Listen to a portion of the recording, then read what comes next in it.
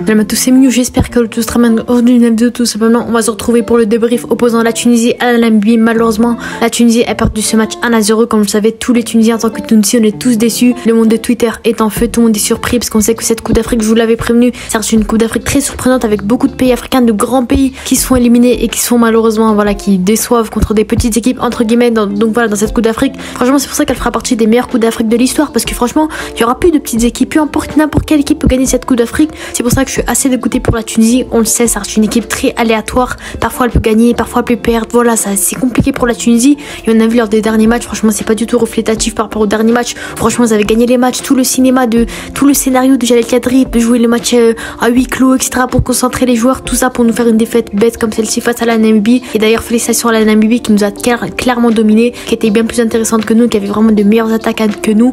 Donc voilà, très déçu de la Tunisie. Donc voilà, n'hésitez pas à vous abonner et liker si vous aimez la Coupe d'Afrique. On va se retrouver pour un débrief franchement à chaud parce que voilà, je vais vous dire tout ce qui me passe par la tête. Franchement, c'est le match en trop, la défaite de trop, je trouve. Et pour Jalel Kadri, ça va être très compliqué pour lui par rapport à la suite. Donc voilà, franchement, la Namibie en plus de ça pour sortir une statistique. Et pour la Tunisie d'ailleurs, voilà, depuis 2012, la Tunisie n'avait pas gagné son premier match de Coupe d'Afrique en match de poule. Donc voilà, encore une fois, ça continue. Peut-être pour la prochaine Coupe d'Afrique, Inch'Allah, on gagnera pour le premier match. Mais en tout cas, on sait que la Tunisie, c'est très compliqué pour eux de se lancer dans une Coupe d'Afrique. Encore une fois, une défaite. Franchement, je suis assez dégoûtée. Et derrière, une statistique assez effrayante quand même. On sait que la Namibie n'avait jamais gagné, bien sûr, avant nous, un match en Coupe d'Afrique en général, tout simplement. Donc franchement, je suis assez déçue. Et bien sûr, s'il fallait une victoire, c'était contre qui? C'était contre la Tunisie. C'est pour ça que je suis vraiment dégoûtée. Donc voilà, juste avant, on va revenir sur la composition qui a été offerte par Jalel Kadri pour ce match-là avec un 4-3-3, bien sûr.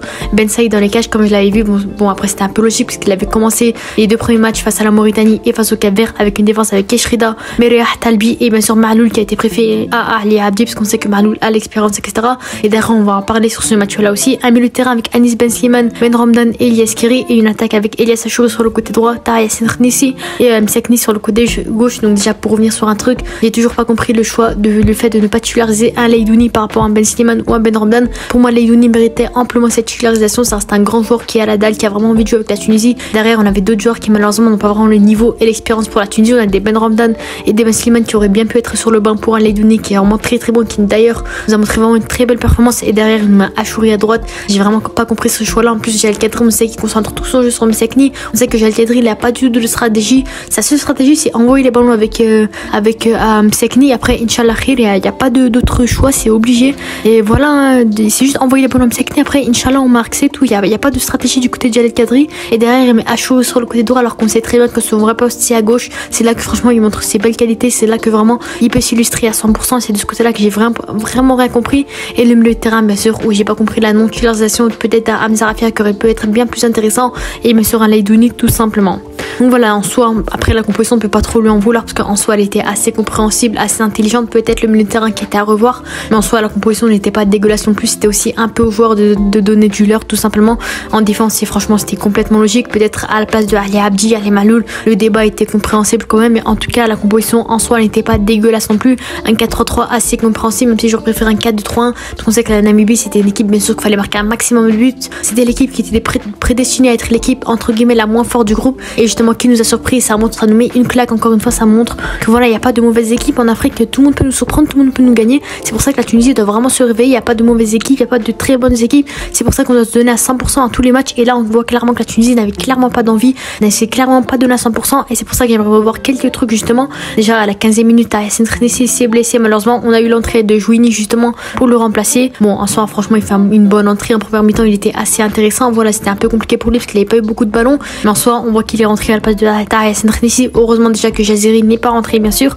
Ensuite, voilà, on voit que franchement, notre point faible de ce match-là, c'était la défense qui était clairement dégueulasse, catastrophique, bien sûr. Avec la Namibie qui avait beaucoup d'occasions, on voit que franchement, notre équipe n'avait clairement pas d'envie. Ils défendaient pas physiquement, il n'y avait aucun impact physiquement, c'était vraiment compliqué pour eux. Heureusement derrière que la Namibie ratait beaucoup d'occasions, des passes, des tirs, des centres. Franchement, c'était un peu compliqué pour eux au début, mais on sait qu'à la fin, on a vu que franchement, ils avaient réussi à marquer. Donc franchement, félicitations à eux. Et voilà, on voit clairement du côté de la Tunisie qu'il n'y avait pas d'envie, c'était compliqué pour eux. Voilà, beaucoup d'attaques du côté de la Namibie, beaucoup de contre-attaques notamment, et jouer sur ça justement avec nos mauvaises attaques, nos mauvaises relances. C'est pour ça que la Namibie en profitait juste derrière. Donc franchement, la Tunisie, je suis assez déçue de la performance. Donc voilà, bien sûr, après, on avait une première mi-temps catastrophique. Franchement, c'était vraiment très très dégueulasse pour vous dire à quel point on avait qu'un seul tir cadré et c'était celui de Tahes Nrnissi au début du match pour vous dire à quel point franchement mi-temps très dégueulasse du côté de la Tunisie qui n'a pas réussi à se lancer dans cette Coupe d'Afrique avec une possession assez équilibrée. Voilà, la Namibie avec beaucoup de ballons aussi, beaucoup d'attaques, la Tunisie aussi, donc on voit que normalement sur le papier on aurait dû voir normalement clairement que la Tunisie allait avoir la possession, mais derrière on a vu qu'elle a clairement galéré, c'était très compliqué pour eux. Donc voilà, franchement c'était assez dégoûté de ce côté là et bien sûr pour moi il fallait clairement titulariser Leidouni. On l'a vu à la fin du match, il était vraiment très intéressant, notamment quand il est entré à la deuxième mi-temps. Franchement c'était très intéressant. On a vu que Ben Slimane franchement fallait pas le titulariser, c'était un peu compliqué. On a vu que franchement déjà avec Sheffield United il a pas beaucoup de minutes de jeu et en plus il est titularisé alors que Leidouni derrière il fait un très bon début de saison avec l'Union de Berlin. C'est de ce côté là que j'ai vraiment pas compris aussi. Ensuite encore une fois Elias Achouri qui n'a pas été placé sur le côté gauche dès le début du match. Franchement ça c'était une grosse erreur aussi, même si Msekni a été très bon aussi sur le côté droit et pour moi franchement c'était une grosse erreur qui aurait pu beaucoup nous apporter dans ce match là. Et bien sûr franchement pour moi il fallait clairement faire entrer Hamza Rafia, c'est le seul créateur, le seul attaquant qui pouvait nous apporter dans ce match là. On sait que Hamza Rafia c'est un très grand joueur qui apporte beaucoup à la Tunisie, c'est lui qui offre les occasions, qui aide beaucoup, qui marque des buts, qui fait des passes, qui lance les actions. C'est pour moi Hamza Rafia, fallait clairement le titulariser, voire le faire entrer en match parce qu'on a vu qu'il n'est pas du tout rentré en match dans ce match là. Franchement c'était assez compliqué pour lui, je suis un peu dégoûtée de ce côté là aussi. Donc voilà, on voit clairement aussi que la Tunisie n'a pas du tout de collectif, c'est un peu compliqué pour eux, même en niveau qualité individuelle, hein, c'était un peu compliqué pour eux, aucune qualité individuelle, collectif on dirait c'est la première fois qu'ils se découvrent, qu'ils jouent ensemble. Franchement il n'y a aucune complémentarité, aucune collectivité, franchement j'ai rien compris de ce côté là, on dirait qu'ils se découvrent pour la première fois. Franchement ça fait des années qu'ils jouent ensemble et on dirait que franchement ils se connaissent pas du tout, c'est des inconnus qui jouent au quartier ensemble. Franchement j'ai rien compris de ce côté là, franchement j'étais assez dégoûté. Ensuite encore une fois pour parler du coach, il y a zéro tactique du côté de Jal Kadri, j'étais assez dégoûté. C'est pas pour rien qu'il est payé que 11 000 € par mois, c'est pas pour rien que c'est l'un des coachs les moins bien payés du continent africain. J'étais assez dégoûté, on dirait que franchement ils sont allés en Tunisie, ils ont cherché quelqu'un avec un mot de la Tunisie, ils l'ont sélectionné en coach, il n'y a pas d'autre solution. J'étais assez dégoûté de ce côté là parce que franchement Jal Kadri au début certes on était content quand il avait remplacé Monder Kebaïr, il avait fait l'exploit contre le Nigeria etc. Franchement c'était très propre, franchement on était tous contents, mais depuis le match contre l'Australie c'était assez compliqué. Franchement c'est là qu'on a vu que ces choix de gestion de joueurs, de composition c'était vraiment dégueulasse, c'était farfelu. Il se prend pour Guardiola alors que franchement c'était assez compliqué pour lui, des choix pas du tout logiques, pas du tout intelligents. Franchement dégoûté aussi. Et voilà, on voit que franchement la Tunisie a voulu jouer les passes longues en avant en attaque et on a vu que ça a clairement pas marché. Ils ont voulu faire ça du début à la fin, ça n'a clairement pas marché. J'espère que pour les prochains matchs ils retiendront cette leçon parce que franchement de ce côté là c'était vraiment dégueulasse, que des passes vers l'avant, que le gardien récupère les ballons. Jouini n'a quasiment touché aucun ballon avec quelques ratés etc. Bon je vais en parler plus tard, des balles qui servent même pas à attraper en face, c'est une qualité de passe vraiment dégueulasse vers l'avant. Donc franchement aussi cette fois-ci c'était vraiment dégueulasse et pour moi franchement c'était quelque chose à améliorer aussi. Voilà, ensuite on a vu qu'on savait pas du tout faire de centre, on a vu que la Namibie ne galérait pas du tout à contrer nos centres, il y a quasiment aucun centre qui sont passés.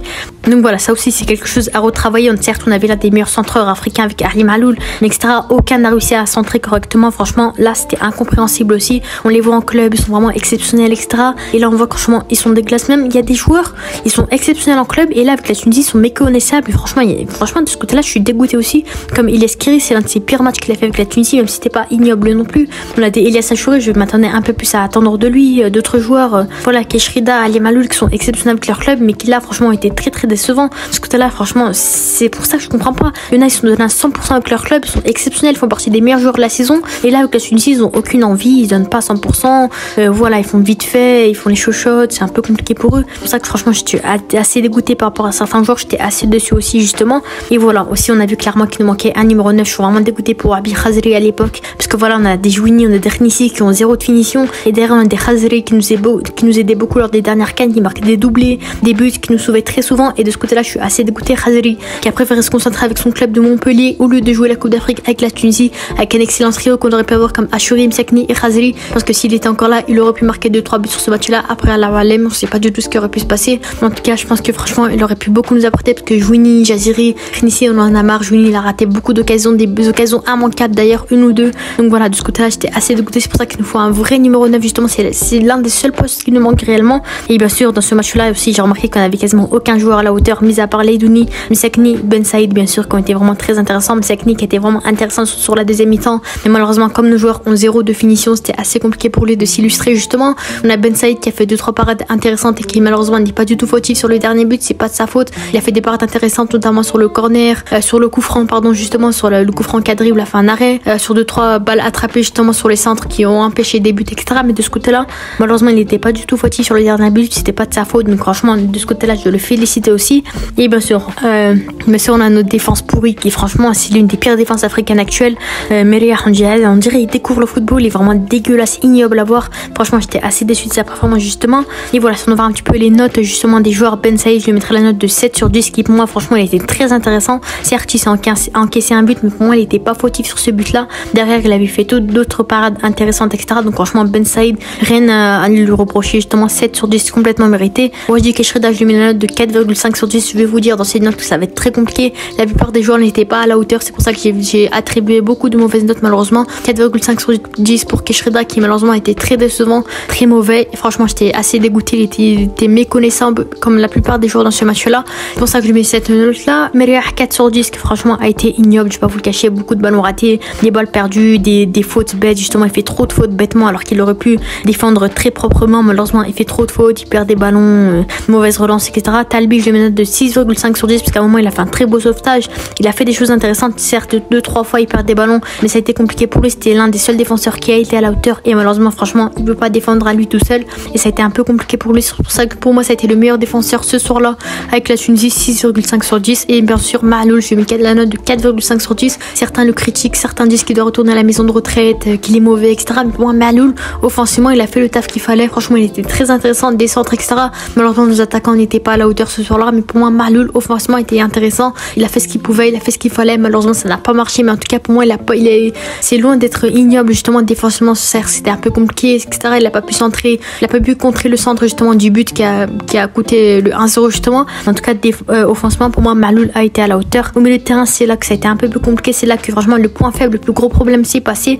Ben Ramtan je mets une note de 4,5 sur 10. Il a été méconnaissable, pas à la hauteur, carrément il est sorti à la mi-temps, il était vraiment dégueulasse, franchement j'étais assez déçu de sa part. On l'a quasiment pas vu, beaucoup de balles perdues, des passes ratées etc. Donc franchement Ben Ramtan méconnaissable. D'habitude on avait l'habitude de le voir comme étant un joueur très intéressant avec la Tunisie, là malheureusement il est vraiment dégueulasse. Ben Slimani 4 sur 10 malheureusement, certes voilà il est sorti en fin de match après Ben Ramdan, mais pour moi franchement il a perdu beaucoup de ballons, il perd même un ballon juste devant la cage, il rate son contrôle etc. où il aurait pu marquer un but, justement le but du 1-0 pour commencer et peut-être offrir la victoire à la Tunisie. Donc moi Ben Slimani malheureusement je lui mets une note de 4 sur 10. Et Skiri pour moi 5 sur 10, il a vraiment été dégueulasse aussi hein, malheureusement défensivement il a fait certes 2-3 interventions assez intéressantes, mais globalement offensivement il a beaucoup de balles ratées, beaucoup de longues passes ratées, mais en soi pour moi il a un peu plus apporté, ça a été le milieu le plus intéressant titulaire dans ce match là. Et en attaque bien sûr Achouri je lui mets une note de 5 sur 10. Bon certains vont peut-être critiquer la note etc. Certes il a joué sur le côté droit, c'est un peu compliqué pour lui, je vais pas vraiment évaluer ce côté là, on sait que ça reste pas son vrai poste, mais sur le côté gauche c'était un peu compliqué avec notamment une occasion de but ratée, franchement avec un mauvais contrôle, on a vu des choses assez mauvaises aussi de sa part ce soir là, c'était un peu compliqué pour lui,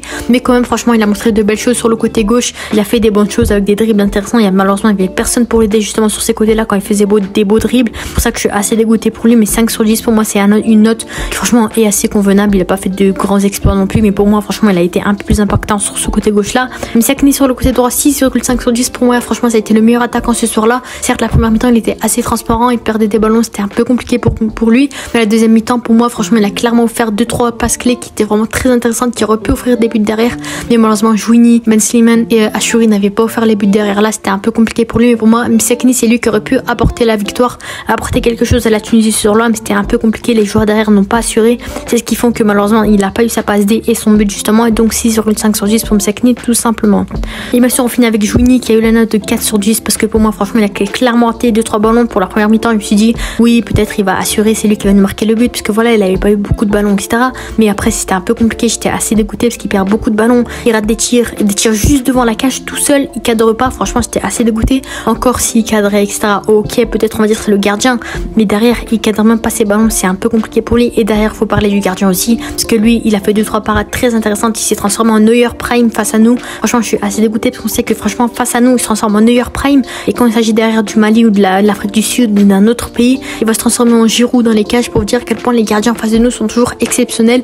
Et derrière je suis assez dégoûté. Et bien sûr les milieux de terrain, les remplaçants pardon je voulais dire, Leidouni est rentré à la mi-temps, franchement ça a été le milieu de terrain le plus intéressant, franchement il a montré de très belles choses, c'est pour ça que pour moi il fallait le titulariser dès le début. Franchement Leidouni est un joueur très intéressant qu'il fallait titulariser bien entendu. Et derrière on a le Taïef et Msakharfi qui seront rentrés en fin de match justement, franchement vers la 80e minute il me semble, c'est pour ça que pour moi il faut parler de Kadri. Il voit qu'à la 80e minute il a fait 4 remplacements ou 2 remplacements alors qu'on a 5 remplacements en tout, c'est là que franchement c'est incompréhensible. C'est pour ça que Kadri il fait souvent les remplacements très tard Voilà, il a un peu abusé. À les 10 minutes à la fin avant la fin du jeu, il sait qu'il faut jouer offensivement, il faut marquer des buts, etc. avant de recevoir justement un but de la Namibie. Et c'est qu'à la fin qu'il décide de faire entrer le Taïef et Srarfi histoire de marquer des buts. C'est ça qui est incompréhensible aussi de sa part.